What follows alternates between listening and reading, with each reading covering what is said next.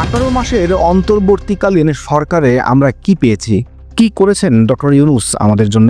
17 বছর পর একটা স্বৈরাচার পালালো, আর আমরা ভাবলাম দেশটা বোধহয় কালকেই সিঙ্গাপুর হয়ে যাবে। 84 বছর বয়সী একজন নোবেল জয়ীকে এনে চেয়ারে বসালাম। আজ 18 মাস পর ডক্টর ইউনূস বিদায় নিলেন। কিন্তু প্রশ্ন হলো, এই 1.5 বছরে আপনার পকেটের অবস্থা কি বদলেছে, নাকি শুধু ফাঁসকের চেহারাটাই বদলেছে? চলুন, আজ কোনো তেল মারা কথা নয়, একদম হাতে গুনে গুনে বাস্তবতার হিসাব হবে। আপনি যদি এই চ্যানেলে নতুন হয়ে থাকেন, এখনই সাবস্ক্রাইব করুন আর বেল বাটনে চাপুন। প্রথম কথা, ডক্টর ইউনূস পলিটিশিয়ান ছিলেন না, ছিলেন গ্লোবাল সেলিব্রিটি।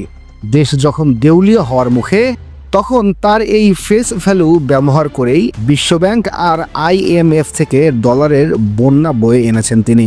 মানতেই হবে, শ্রীলঙ্কার মতো রাস্তায় নামার হাত থেকে তিনি দেশটাকে সচল রেখেছেন। অর্থনৈতিক দশ ঠেকানো, এটা তার সবচেয়ে বড় ক্রেডিট। কিন্তু মুদ্রার উল্টো পিঠটা কি দেখেছেন?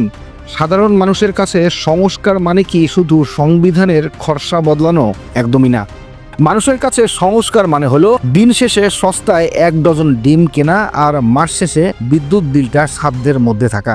এই 18 মাসে কি ডাল ভাতের দাম কমেছে? উত্তরটা আপনার পকেটই আপনাকে দিচ্ছে। এখানেই ইউনূস সরকারের সবচেয়ে বড় ব্যর্থতা।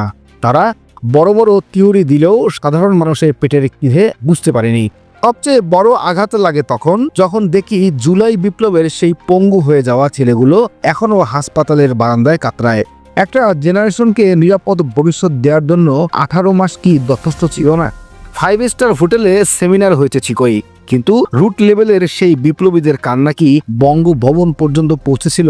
অনেকের মতে সরকার বড় বড় স্বপ্ন দেখাতে গিয়ে সাধারণ মানুষের কষ্টটাই ভুলে গিয়েছিল।